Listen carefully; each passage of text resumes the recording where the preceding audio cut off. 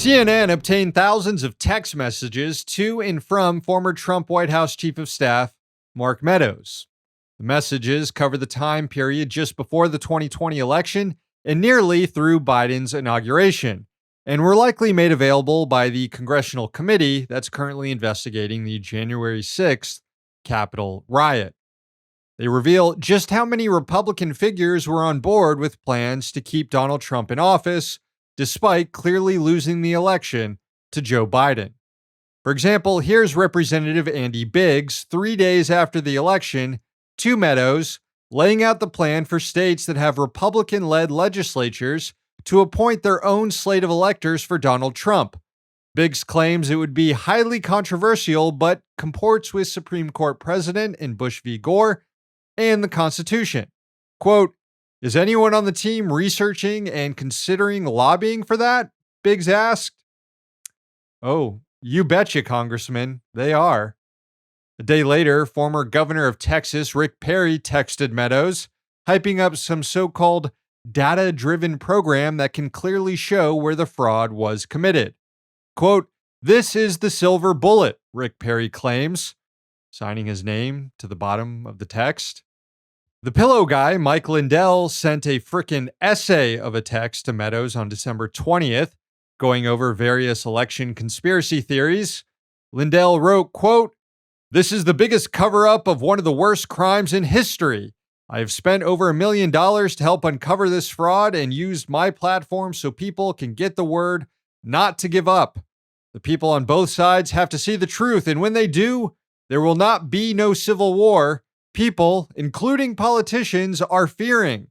The only thing any of us should fear is fear of the Lord. Every person on this planet needs to know the truth and see the evidence. Mark, God has his hand in all of this and has put you on the front line. I will continue praying for you to have great wisdom and discernment. Blessings, Mike." Then there's Rep. Marjorie Taylor Greene, who wrote to Meadows on December 31st, discussing plans for January 6th. Quote, "Good morning, Mark. I'm here in D.C. We have to get organized for the 6th. I would like to meet with Rudy Giuliani again. We didn't get to speak with him long. Also, anyone who can help. We are getting a lot of members on board, and we need to lay out the best case for each state." Then on January 5th, Representative Jim Jordan wrote to Meadows, quote, "On January 6, 2021, Vice President Mike Pence, as President of the Senate, should call out all electoral votes that he believes are unconstitutional as no electoral votes at all, in accordance with guidance from Founding Father Alexander Hamilton and judicial precedents." So look, everybody was clearly on board with plans to steal the election all the way up until January 6th, when people started acting on everything they've been told by these Republicans for weeks about the election and triggered a riot at the Capitol. At that point, the tone of the text messages to Meadows changes. Former OMB director under Trump, Mick Mulvaney, texts Meadows, quote, "Mark, he needs to stop this now. Can I do anything to help?" Representative William Timmons to Mark Meadows, also on January 6th, quote, "The president needs to stop this ASAP." Even Trump's own son, Donald Trump Jr., sent a text to Meadows, quote, "He's got to condemn this shit ASAP. The Capitol Police tweet is not enough." Funny thing about that is Donald Trump Jr. can't just text his own dad to do it because he knows his dad thinks he's a loser and won't listen to him. Marjorie Taylor Greene is even a little spooked by it all at first on January 6th, telling Meadows, quote, "Mark, I was just told there's an active shooter on the first floor of the Capitol. Please tell the president to calm people. This isn't the way to solve anything." But then, a short time later, Greene is claiming that the riot was started by Antifa. She texts Meadows, quote, "Mark, we don't think these attackers are our people. We think they are Antifa, dressed like Trump supporters." Representative Louis Gohmert said the same thing to Meadows on January 6th. Quote, "Cap Police told me last night they'd been warned that today there'd be a lot of Antifa dressed in red Trump shirts and hats and would likely get violent. Good that Trump denounces violence, but could add, and will demand justice for those who became violent and will get to the bottom of what group they're with." Now, whatever changes of heart Republicans had about stealing the election after January 6th didn't last long, because just 2 weeks later, right-wing lawmakers in Congress were still thinking of ways to keep Trump in power, even if it meant taking drastic measures like invoking martial law.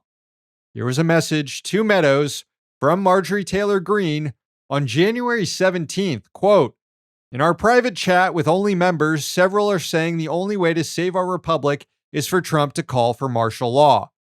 I don't know on those things. I just wanted you to tell him they stole this election. We all know they will destroy our country next.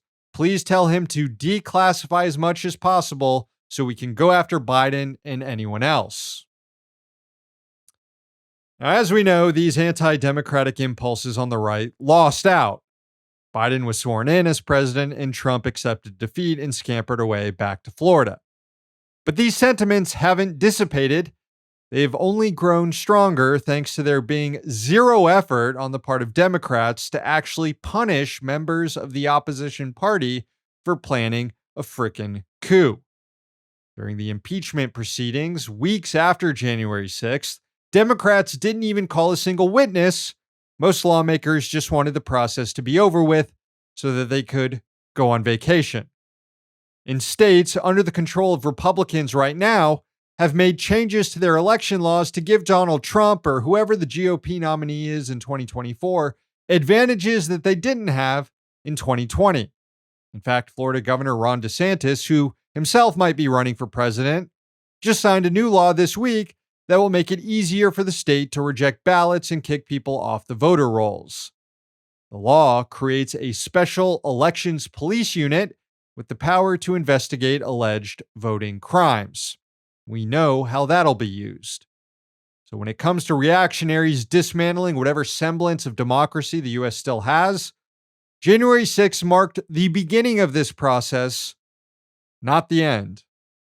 Hey, thanks for watching. Hit the subscribe button so you don't miss any of our new videos. Also, if you want to see Means Morning News in its complete form, not just the clips we post here, head on over to Means TV and get access to all our new episodes and our entire backlog, plus tons of other great movies and original TV shows.